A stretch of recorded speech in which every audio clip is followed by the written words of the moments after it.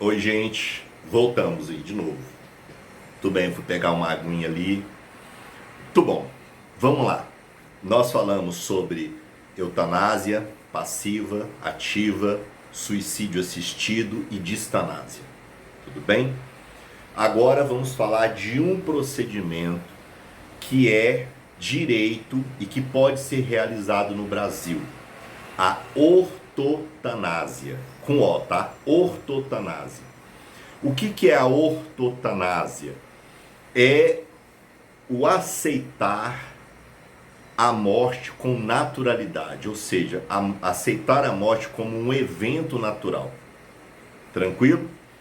Vou aqui contar uma situação aqui familiar para que a gente possa entender isso. Tudo bom. O meu cunhado, casado com a minha irmã, ele um belo dia, ele trabalhava lá em Brasília, na presidência tal. Na época era o governo Dilma. Ele estava no supermercado, sentiu uma dor muito grande de cabeça e desmaiou. A minha irmã chamou uma ambulância, etc. Levaram ele pro hospital. Fizeram uma tomografia e detectaram uma massa no hemisfério esquerdo do crânio dele. E aí o médico, totalmente despreparado, né? O cara parece que faltou as aulas de ética e de humanidade.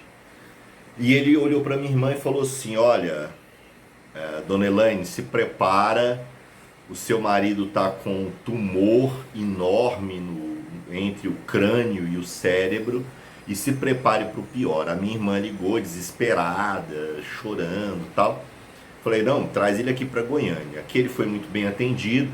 Primeiro, esse médico nunca deveria ter falado desculpa aqui, mas uma impropriedade dessa, né? Primeiro, porque através de um exame de imagem, você não consegue detectar que massa é aquela, né? Se é um tumor, se é um coágulo, que tipo de desenvolvimento celular é aquele, qual é o nível, nada, né? Então, você tem que fazer, né, uma biópsia, né, e mandar para o laboratório, não é assim.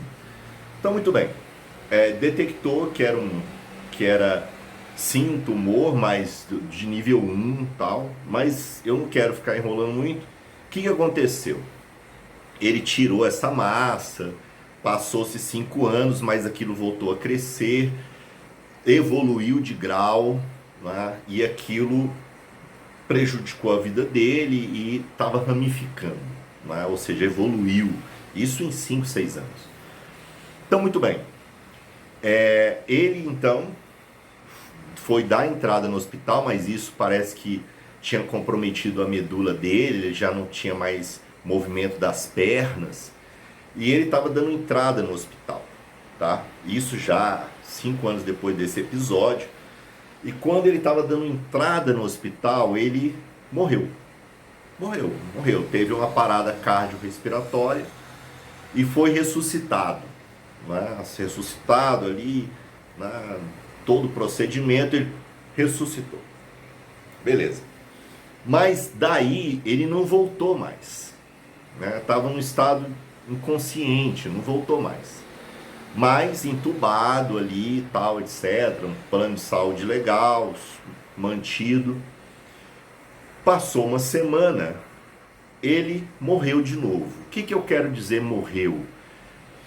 O coração parou de bater, ele parou de respirar. Então, quer dizer, já se não fizesse nada, ele continuaria morto, tá? Veio a equipe, procedimento, ressuscitou de novo. Então, vejam bem, ele já tinha morrido 2 vezes.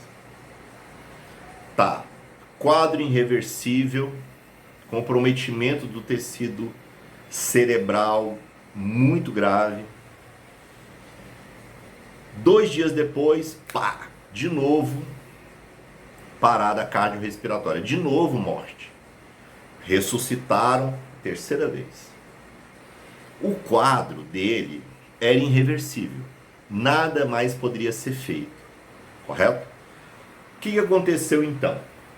Aconteceu que chamaram a minha irmã, né, lá no escritório com a equipe médica, falaram assim: olha, o quadro do seu marido é esse, é irreversível, ele já teve 3 episódios aqui de morte, né, de parada cardiorrespiratória, e a gente está querendo a autorização da senhora, se acontecer de novo, a gente deixá-lo ir embora, deixá-lo partir. Porque, desculpa aqui, porque ele estava em sofrimento. Aí eu fico até perguntando, será, se não fosse plano de saúde, será que se fosse dinheiro, será que o hospital teria essa reunião com a minha irmã tão cedo? Então a minha irmã assinou um documento, inclusive se o paciente tivesse lúcido, o paciente tem o direito de não ser ressuscitado, no caso de uma doença irreversível. Então, quer dizer, a minha irmã assinou para que, se ele voltasse a morrer pela 4ª vez, ele não fosse ressuscitado. Ele tivesse o direito de permanecer morto. Isso foi feito. Passou 3 dias, ele teve novamente o 4º episódio de morte, e então foi feito o direito, no caso aí da minha irmã, que respondia por ele. Então houve a ortotanásia.